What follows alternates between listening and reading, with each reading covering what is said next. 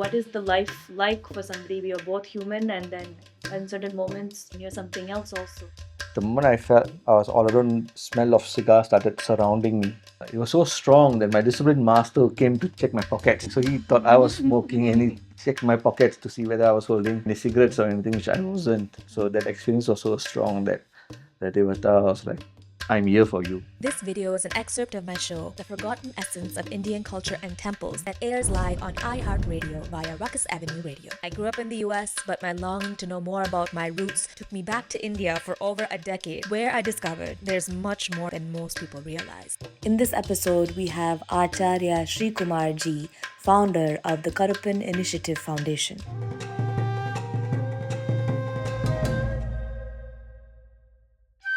Acharya Shree Kumar Ji, lovingly known as Shree Ji or Guru Ji by those who walk the spiritual path with him. For years, Shree Ji has been quietly guiding people in the powerful practices of mantra sadhana.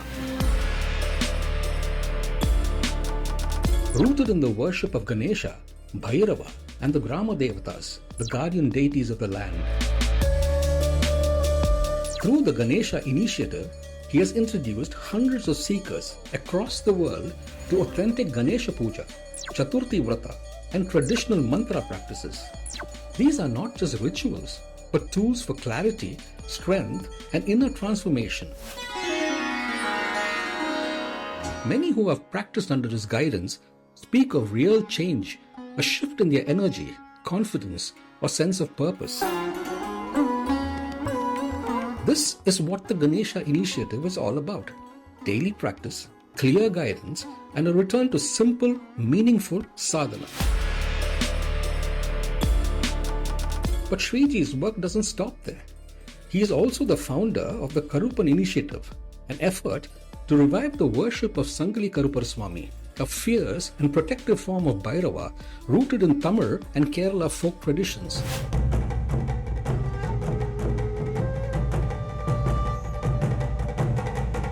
In early 2024, he established the Sri Sangili Karuppar Peedam near Pollachi in Tamil Nadu, a sacred space that honors this powerful guardian deity. The temple has become a growing center for devotees, seekers, and those drawn to the deeper traditions of Grama Devata worship. Shree Ji has also written a book titled Sangili Karuppan, launched at the Western Ghats Literature Fest, where he shares stories, practices, and insights about these village deities and why they still matter today. Through his foundation, Shree Ji also supports Veda Patashalas by offering Annadana, nourishing young students and their teachers month after month in different parts of Bharat. At the heart of all this is a simple vision: to make traditional sadhana accessible, to help people reconnect with their spiritual roots, and to keep the light of Sanatana Dharma alive in a way that is lived, not just learned. Whether through the Ganesha initiative, the Karuppan Peedam, or his ongoing teaching, Acharya Shree Kumar Ji continues to guide with sincerity, structure, and deep devotion. This is not about big claims or promises. It's about practice, guidance, and steady inner change.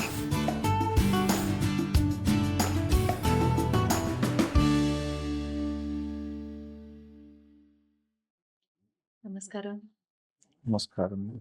Thank you so much for taking time for speaking with me. Right now, most of our audience are Indians who are not in India. They're diaspora, they're living outside. So I find it most valuable to have people like you who are actual sadhakas and have an experiential touch with these basics of our culture. Your journey into this path of spirituality started very early, and that too, you didn't grow up actually in India, you were in Singapore.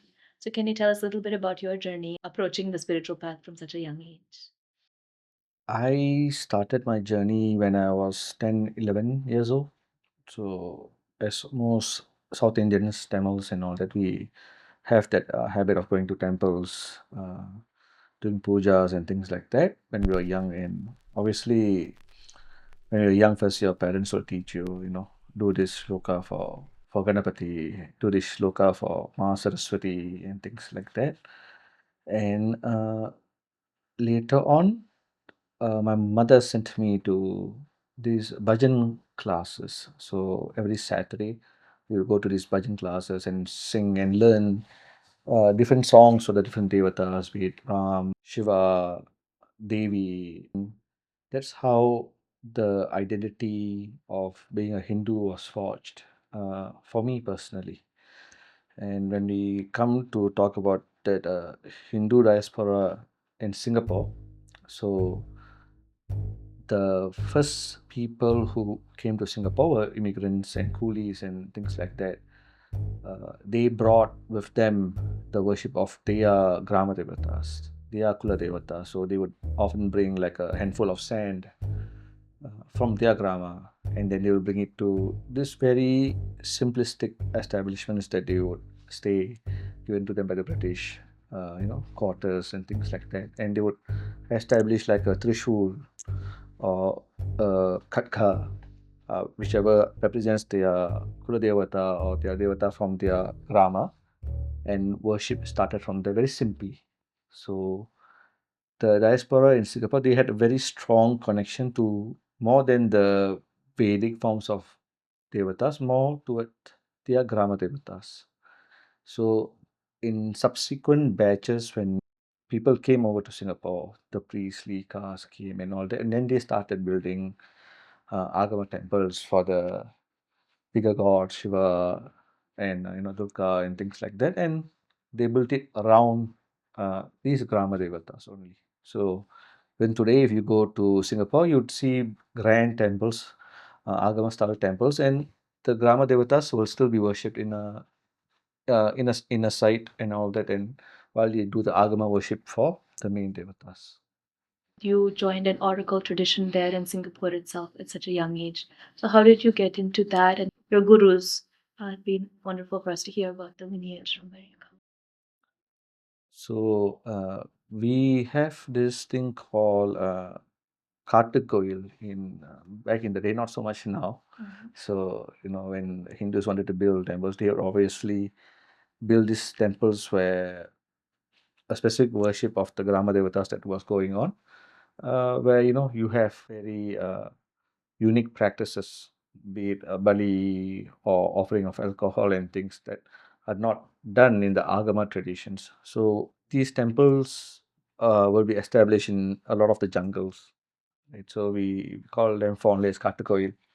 A lot of these warrior deities, Munishwaran, Madhuriviran, Karuppannaswamy, all of them were worshipped in these temples in the jungle. And it's also that environment was very, very, good for that specific form of devatas. So, like, let's say if you worship a warrior devata inside the house, yeah, he still comes, but you're worshiping him in his element. It's a whole other experience, and that's where I got to know about the oracle tradition originally. So much later on, I realized that the oracle tradition is the original tradition for most of the indigenous populations wherever they might be.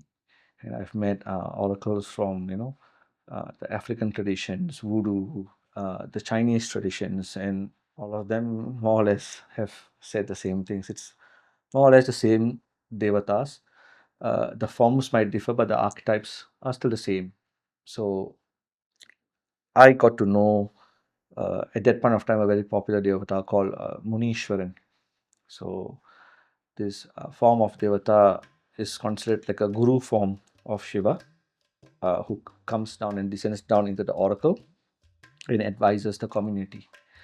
And there are many kinds of Munishwarans, Jadamuni, Rajamuni, Mahamuni. This oracle tradition is something unique where you can actually communicate with the devatas. It's not like a one-way thing, or it's not like you're just sending them a list of, like, sometimes modern Hindus do go to a temple with a grocery list of things that they want.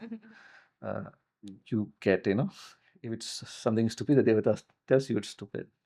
So it's a very lived tradition. And I had a few interesting stories. For example, back in the day, there was this Chinese temple. This place in Singapore called Yishun. Uh, there was a tiger roaming around the area at night, and they called the oracle of that Chinese temple, who was Tropicon, the god of the land, the old grandfatherly, jovial deity. And he told the Chinese living around the area that is no one else but my brother Munishwaran, who is worshipped by the Hindus. So give them a place and build them a shrine so that the Hindus too can worship.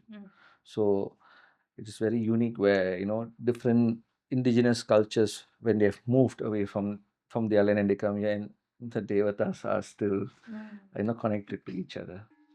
We have seen people who are a medium for the devatas, or even in other cultures for other spirits. I'm curious to know, what is the life like for somebody? You're both human, and then in certain moments you're not no longer just human, you're something else also. What it is like. So I can tell about my own experiences before I became an oracle, and I was serving as a shishya from the age of 12 to 19, when I went from just being a normal shishya to becoming the head shishya and things like that. So when my mother first introduced me to my guru, I totally hated my guru. So because they brought me to this oracle session, and I sat in front of my guru, but more specifically the Devata, Raja Munishwaran, a very regal form of Lord Shiva, with gold mustache and a more elderly look. And he just sat there and told my mom everything I was doing in school. Like whatever playfulness I was doing, cutting classes, or uh, bullying people and things, everything just came out directly. And I was like, who's this snitch who's telling everything to my mother? And I really hated. I hated to go to those sessions because everything I do would just come out down there.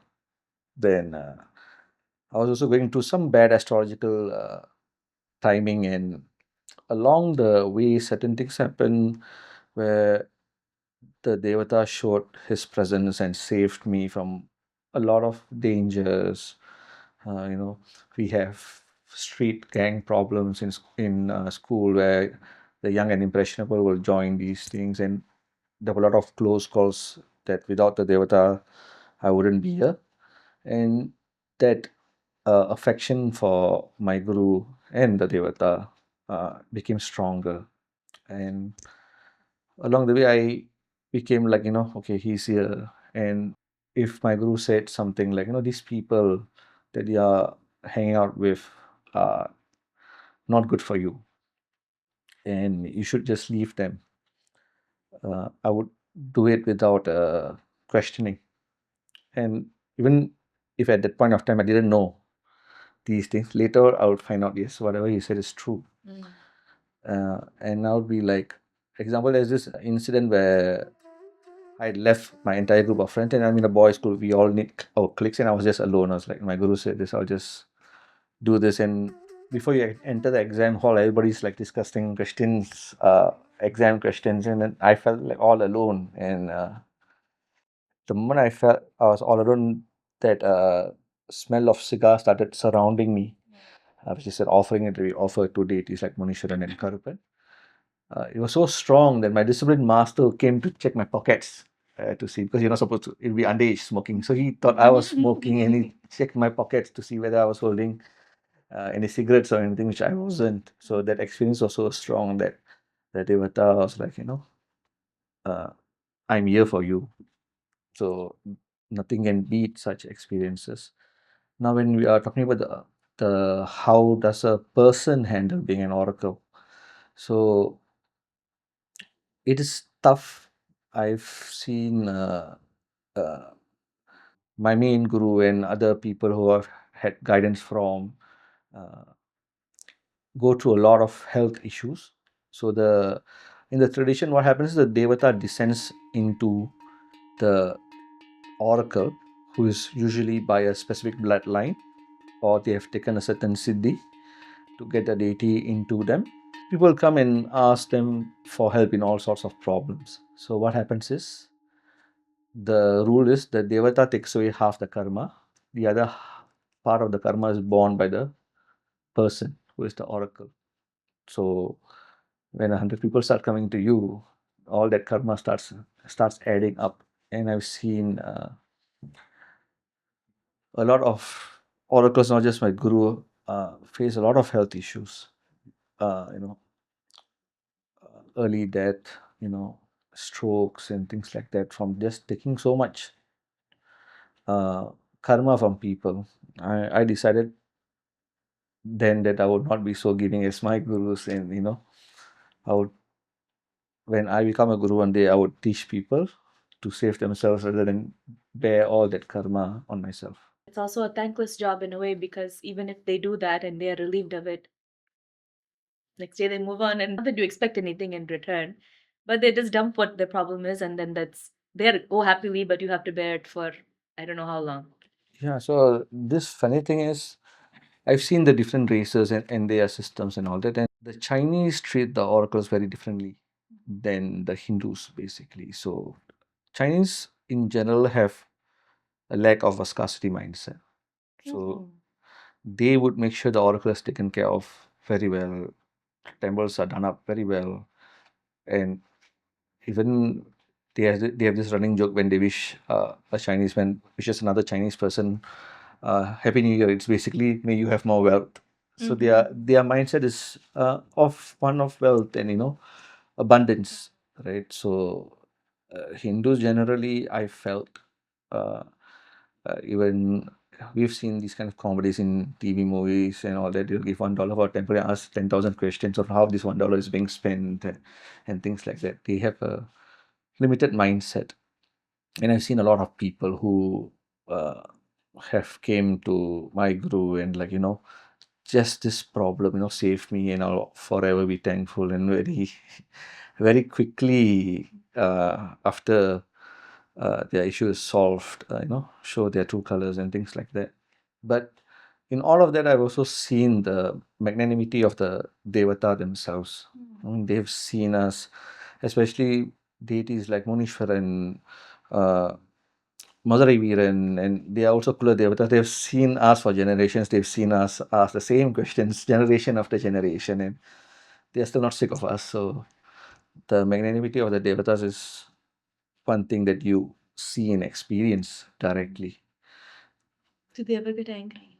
Oh, so I would say people these days are very. You can't discipline your children or anyone doing bad things using violence. Those deities are not like that. They would have this big walking stick, thick wood walking stick, and people who come and they just knock on the head a couple of times. Sometimes what happens is, because these deities are Ugra deities, you know, they're not uh, to be messed with. So sometimes the shishya who's serving the deity will give himself, like, you know, let me take that thing because people have come for it, and they will get that knock on the head 3 times.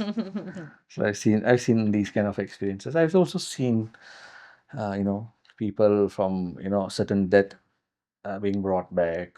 Like in my own experience, I was having this promotional exams in the secondary tree. So I was going to Sadasati at that point of time, and all the astrologers said that, you know, you are not going to go to the next level. And my guru, or more specifically Raja Munishwaran, said, is that all the faith you have in me? And somehow there was some computer error in my exam results at the end of the year, and I was promoted while everyone else in my friends group were all had to retain that level. So I still have that exam results. I failed, and it was you have to pass English and 2 other subjects, and I had passed English and Tamil, and something went wrong with the calculation, and I went on to the next year. Shriji, you mentioned about Ugra Devatas. Our Devatas like Kali and Karuppuswamy and Narasimha, they are very fierce, and to the modern mainstream mind, they look like a little freaky or a little scary. But actually, if you look at them, they're really beautiful. First of all, why are they so wild and so out of the norm intense looking? And how do we find that beautiful when it doesn't fit into the norms of what we think is beauty and not? So, this is a very intricate subject.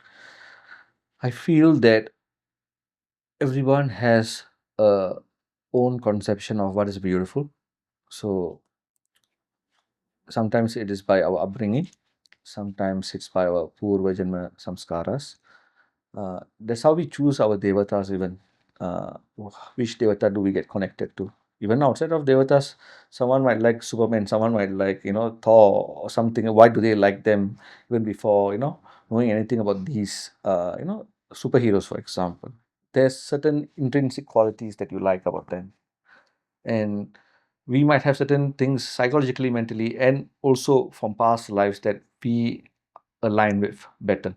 So, someone who hates people who show off, right? They like to be strong but also humble, right? The understated kind of strength. They might be attracted to a devata like Karuppannaswamy, right? Someone who always had problems with authority, discipline masters and teachers, they're anti-authority. They would be attracted to someone like Karuppan, cigar smoking, chain wielding, badass character, which is something that resonates with them. And when you say why these devatas have this Ugra forms and things like that, let's say Karpan or Munishwaran, they are guardian gods, right? Uh, if someone looks at a fierce policeman, they might not do something. Someone looks like, Sri Devi or something like that, and a bad man or bad person might not stop doing what he's doing, but someone like that with a big mustache, with that arwal in his hand, that forms matter, right? Specific regions dominate the conversation. So it seems that we only like a certain style of worshipping of deities and devata forms. So if you go to Bengal and all that, Ma Kali's worship is prominent throughout Bengal. Durga's worship is prominent throughout Bengal. So they do not find anything wrong in worshipping Ma in that form. For them, that form is beautiful. They have that form of Ma Kali in uh, almost every Hindu home I've seen. There's nothing wrong with them. And it's not like the people who worship them have anger issues or things like that. So if it's Ugra forms, it's fine. Lay worship, there's no problems. Just by worship of bhakti. When it comes to sadhana and all that, certain things matter. But lay worship, lay devotion has no issues with the form of devata that you resonate with and you worship.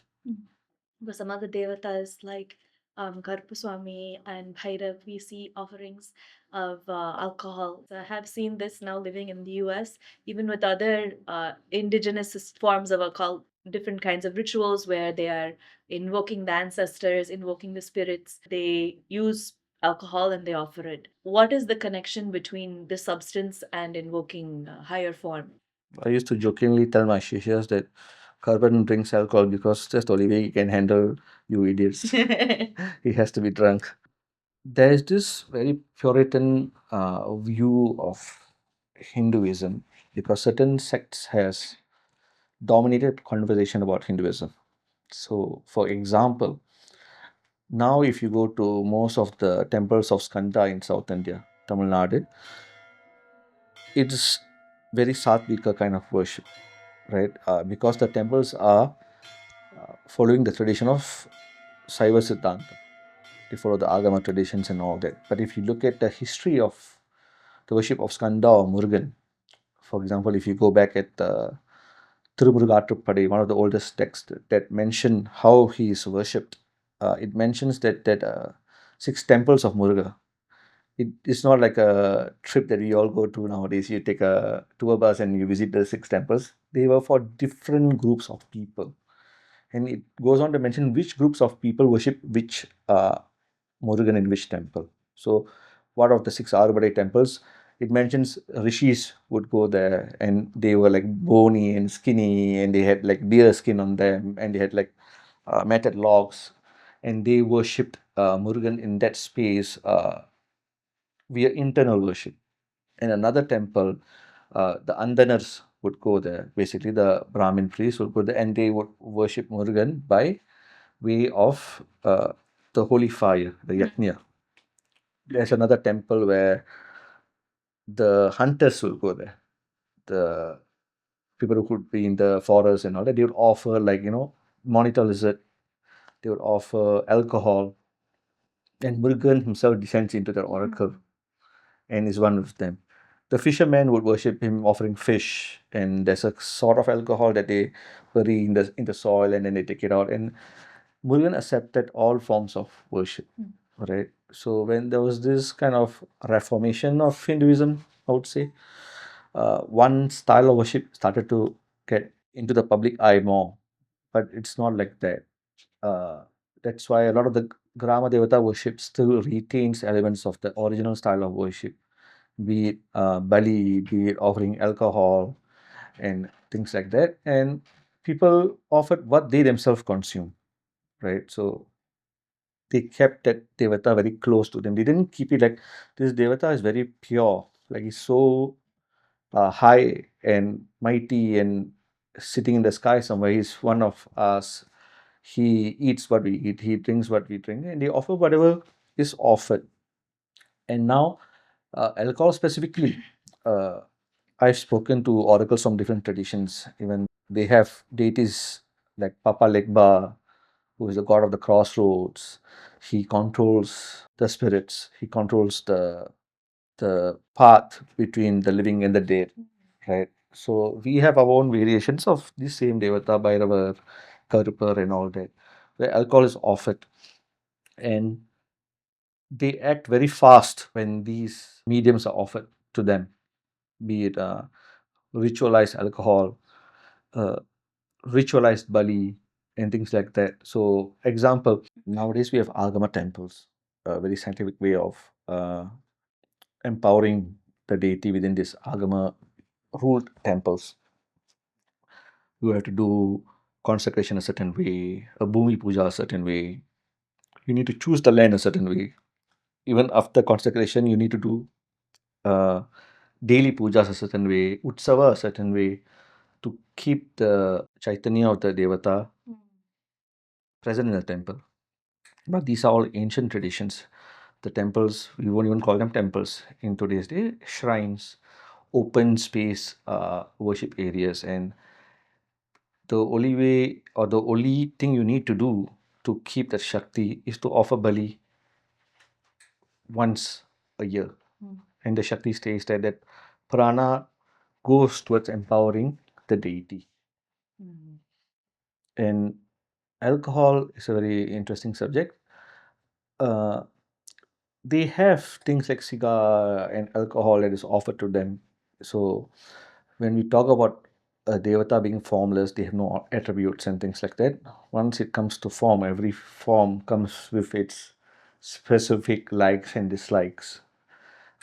We can't go around questioning it. It's like that devata likes it, I'm just going to give that to him. Why do I have to question so much? I don't question. If my wife likes something, I don't question why she likes that. She likes it. I love her. That's what I want to do. I love this devata. This is what he wants. I'm just going to offer. I don't try to use my intellect too much in these kind of things.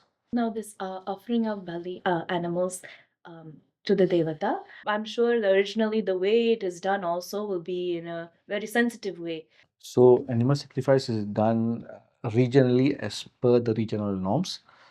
The animal is first grown and taken care of by the people in the village, and it lives like a king until the time of Bali. And when Bali is done, a specific mantra is recited into the ear of the uh, animal so that it reaches a higher plane, either as a very evolved human being or even into the Devalokas. For an animal to become a human and or even higher, it takes many lifetimes. This accelerates the evolution, spiritual evolution of that animal.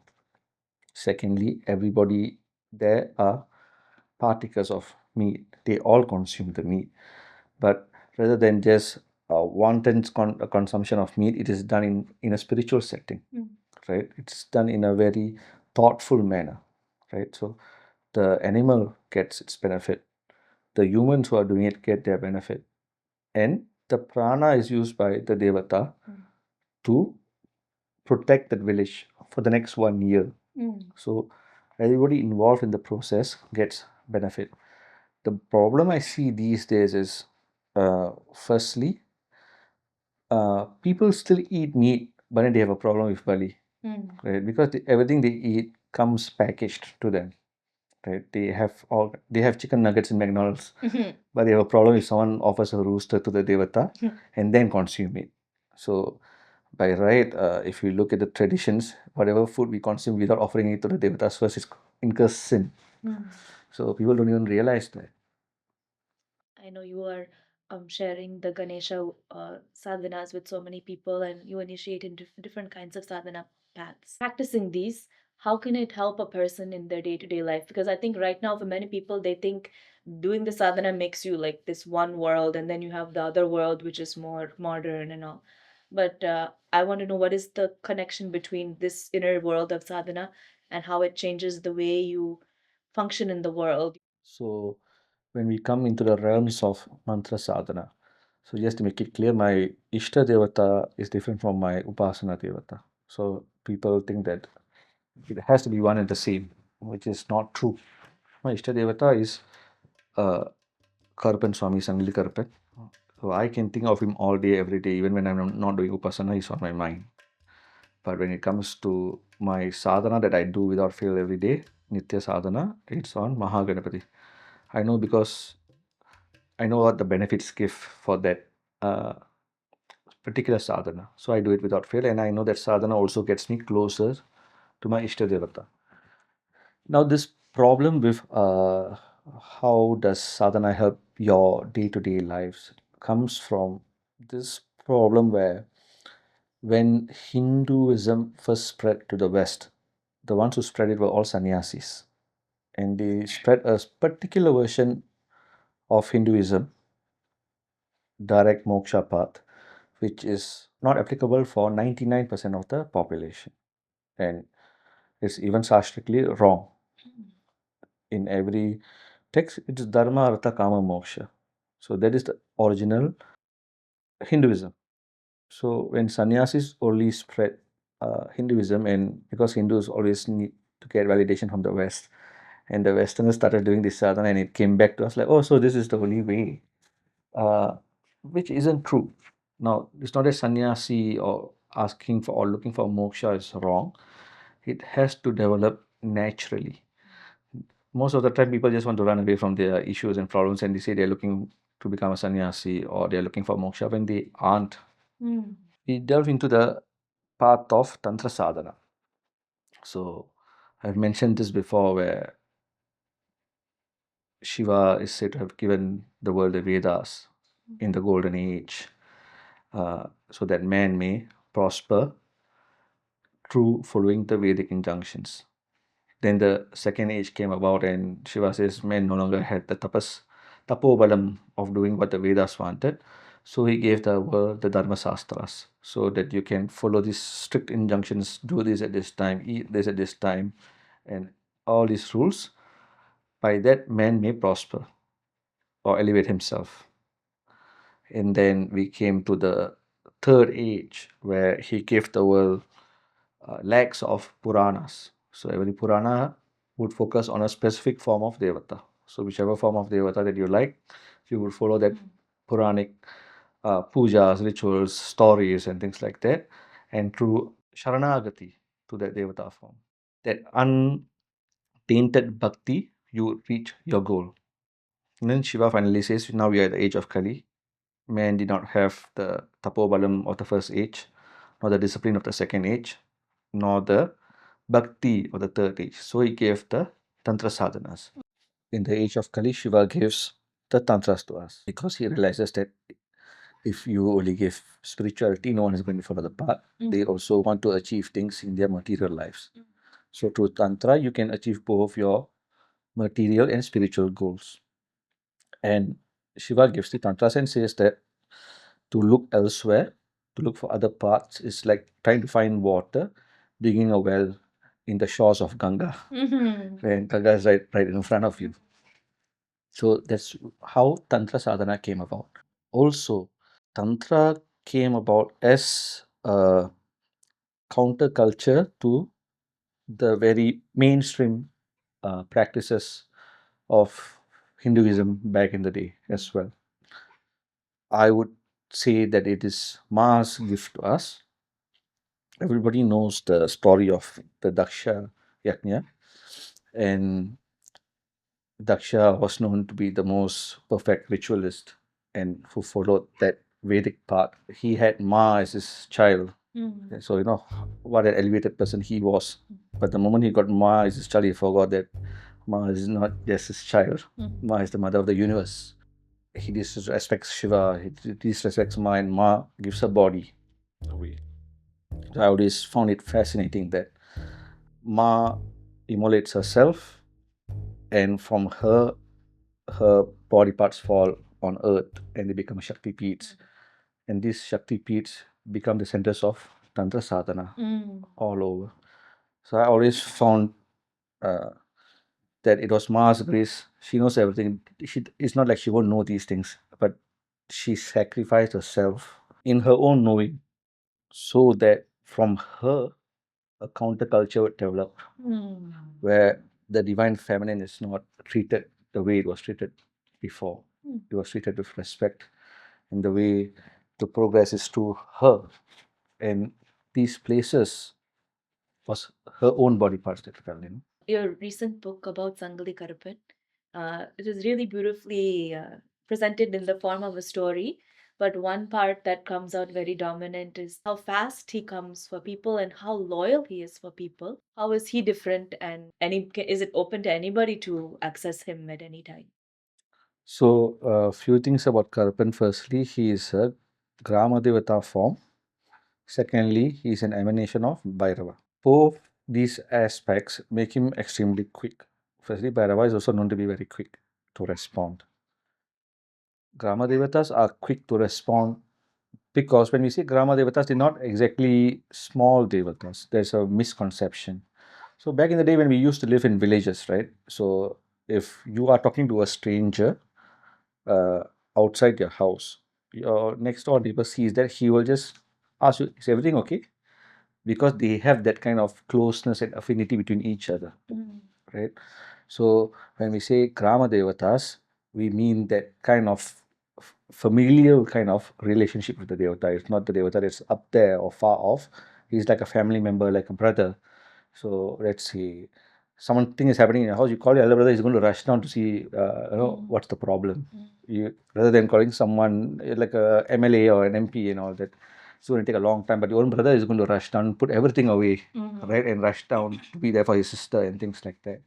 And Karuppar himself is invoked by other devatas in times of extreme problems and troubles. Even in the oracle tradition, mostly it's Munishwaran who's there advising people and talking to people. But when there be things like possessions and all that happen, or extreme black magic and things like that, he will just call Karuppar in. Karuppar doesn't talk much. He just comes in, settles this thing, and then he leaves. So we have this. Usually, we mention this example where when you have a problem with your colleague, and then you tell that to Munishwaran. Munishwaran asks, "What have you done? What mistake you have done in this issue yourself?" When you ask Karuppan, I have this problem with this colleague, and Karuppan will create a problem within that colleague and some other colleague, and they will fight and they will leave the job, right? He doesn't go in depth into what these issues are. And that name, that nama of Karuppan itself is very powerful. So when we invoke him, we don't need bija mantras and things like that. It's just based purely on faith alone. So he is also the Kshetrapalaka of Swami Ayyappa. So those who go to Shabrimala, there is a tradition where those who take that extremely difficult yatra, people before they leave their home, they will break a coconut in their home. And then once the yatra is done, they come back home, they break a coconut. Coconut is actually an anukalpa for Bali. The reason they do this is once they break the coconut, they are asking Karuppan to protect their family while they are gone. Because mostly it's the head of the family, the male, who goes off. And then he starts protecting that house. Once they are back, they break the coconut, saying, I'm back safely now. The watch ends. So crores of people go for this yatra, and lakhs of them go at the same time. So he's protecting lakhs of homes at the same time. It's not exactly a small devata, right? Him being a Kshetrapala, a protector, him being that lightning quick response.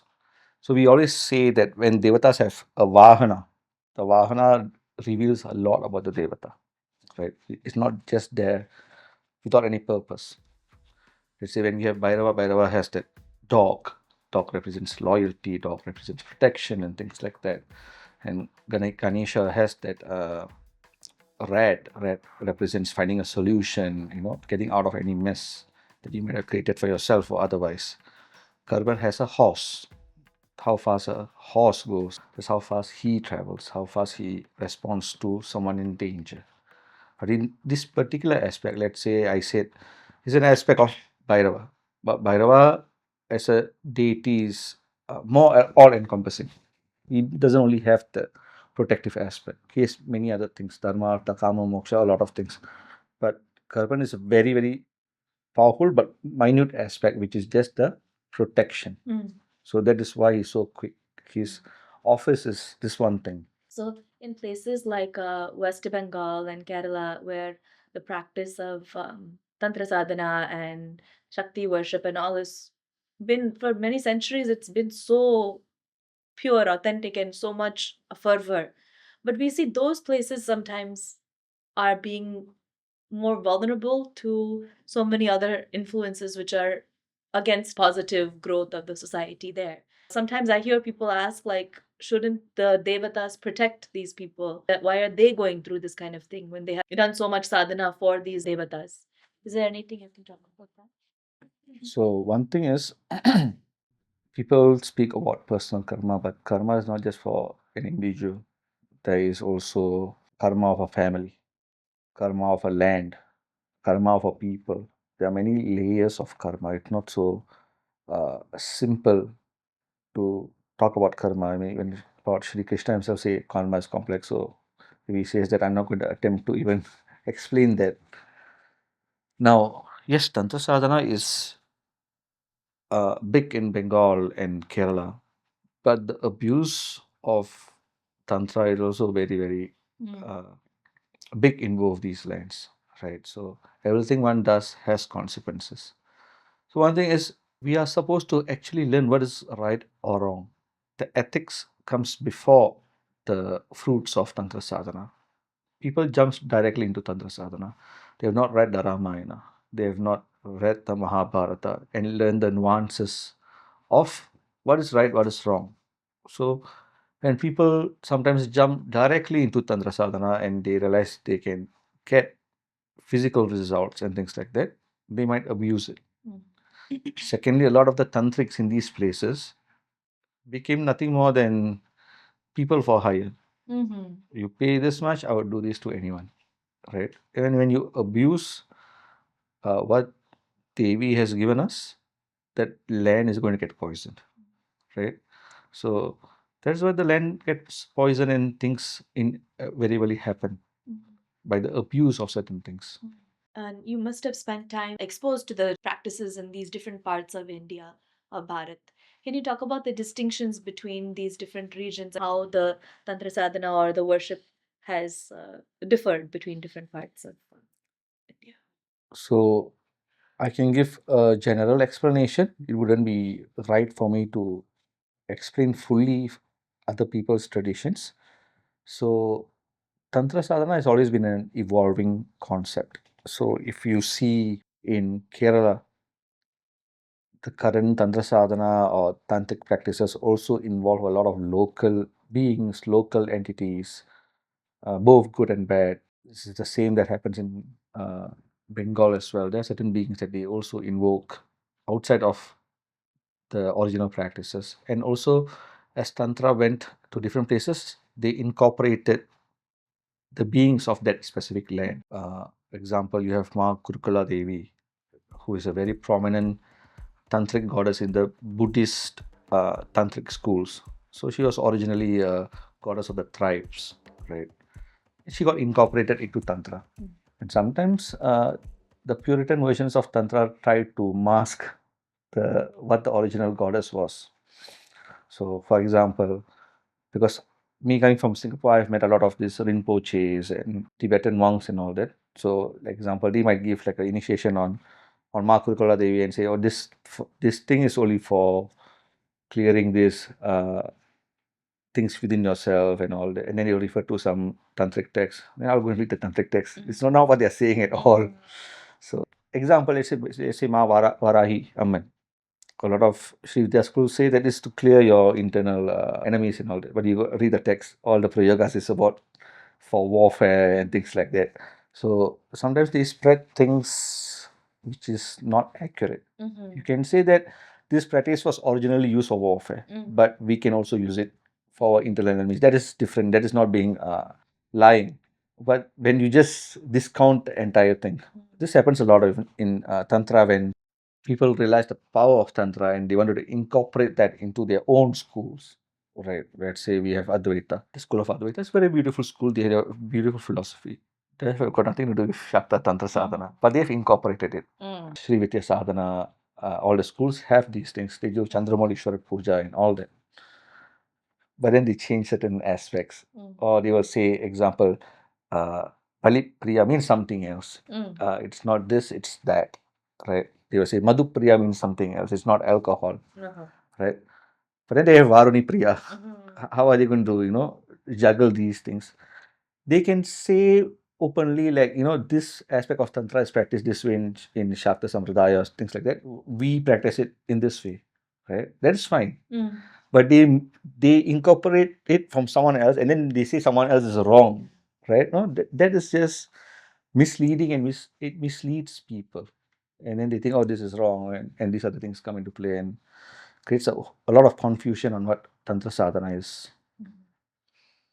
So now, Shri Kumar Ji, you are here in USA and you've been traveling around to different parts of the country. So as somebody who has grown up here in the US, I'd be curious to know as to what you think of this country, this land, where so many of us are trying to strive in our sadhana path. What is your perception of this place? So I'm still traveling. So I'm still getting to know the land. So what I believe is when a diaspora moves to another land, the challenges they face will be very unique to that land. Even more so when the second generation or third generation comes along, right?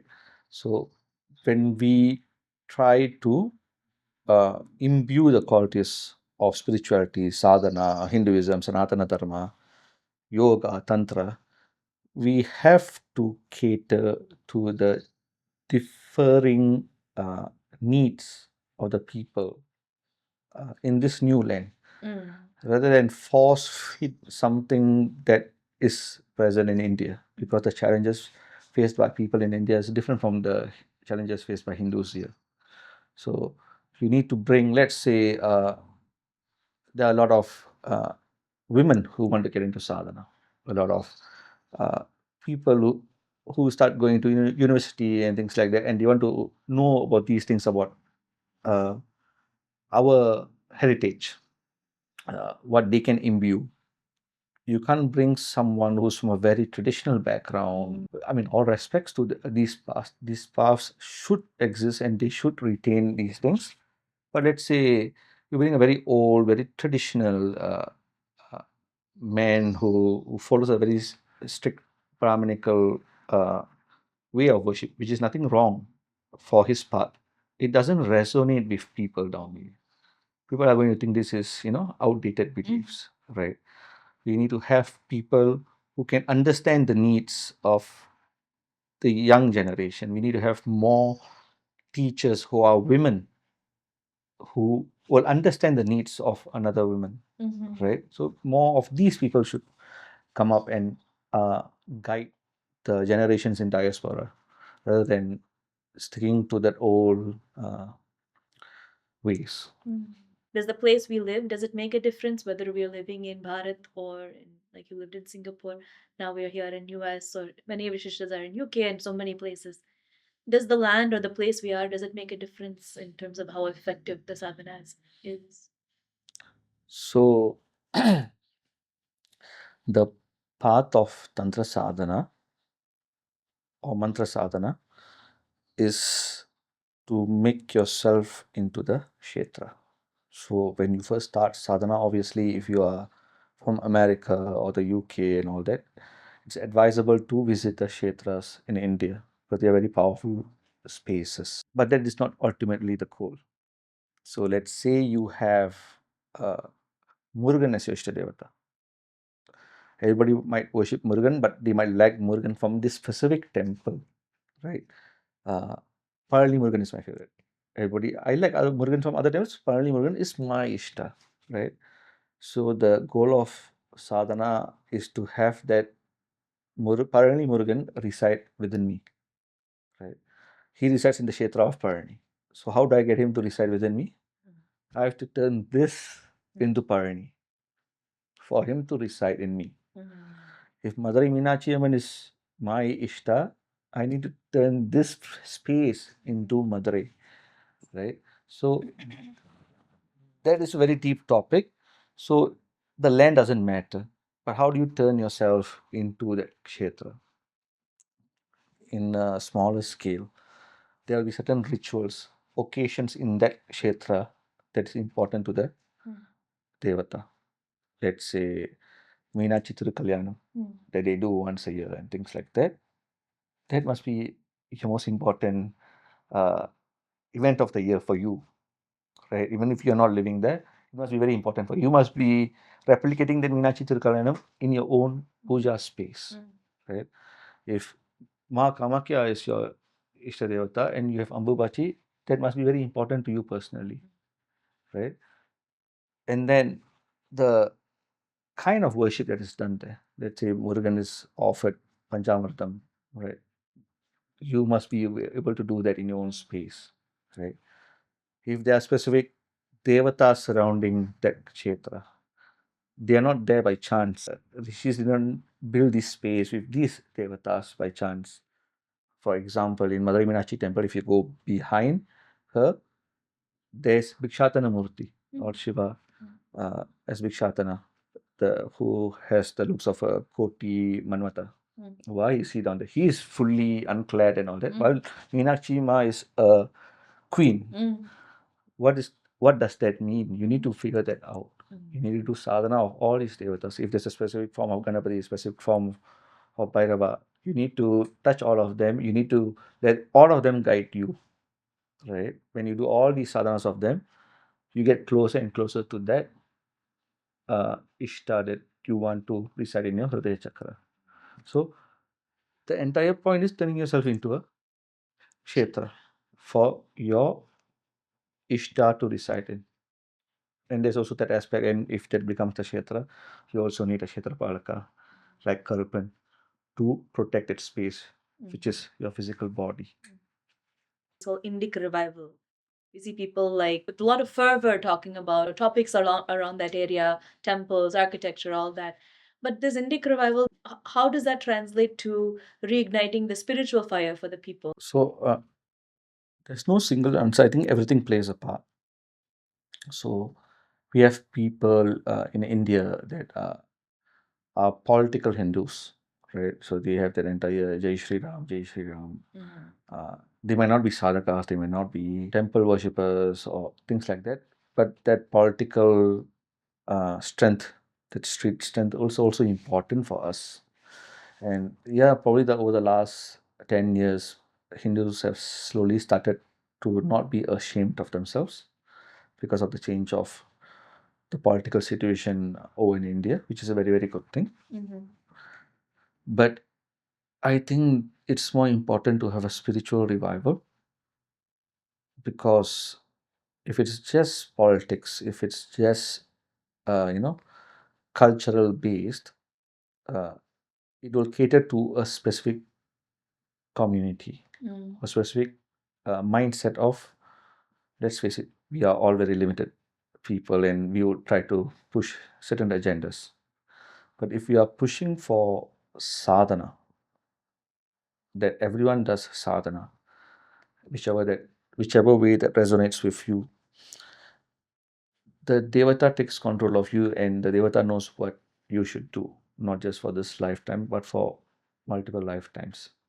So I've told a lot of my shishyas that, they have come into sadhana in their 30s and 40s, and which is a good thing, right? But half their life is already gone, right?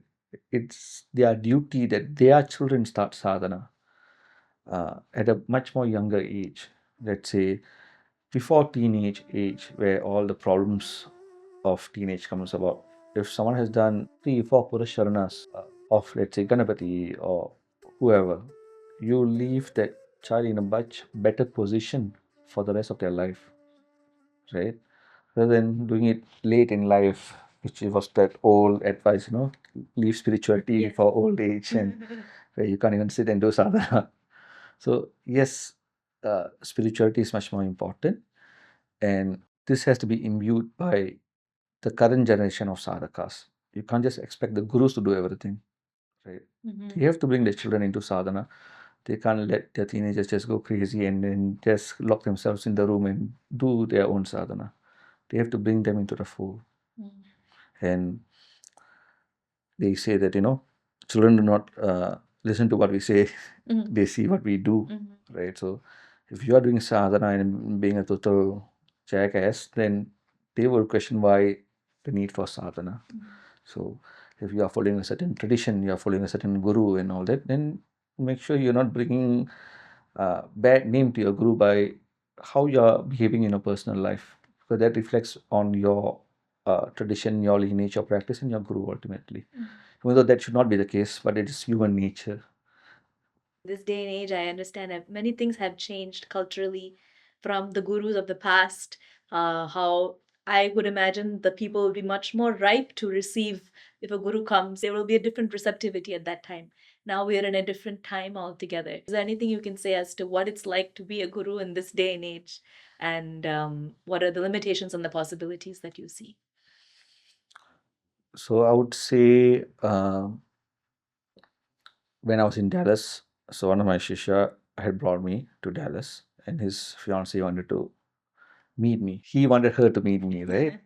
So she was like, "Who is this young guru and all that?" And uh, how come your guru is going to a cigar bar with you and things like that? And he's wearing a modern attire and things like that. And then at the end of the 4 days I was there, when I was leaving, she wrote me like a 4-page handwritten letter expressing her gratitude and love. And she's like, now I know why he loves you so much. Please do keep doing what you're doing and bring us all in the right path. And it was a very beautiful letter. And I think people are not stupid anymore. People can recognize authenticity. So you can pretend to have a lot of knowledge when you're writing online and being a faceless person. People meet you, they know if you are for real or not. If you are a sadhaka, even if you're blinded by certain things, the Devata very quickly shows you who is for real, who is for not, and lays the truth bare right in front of you.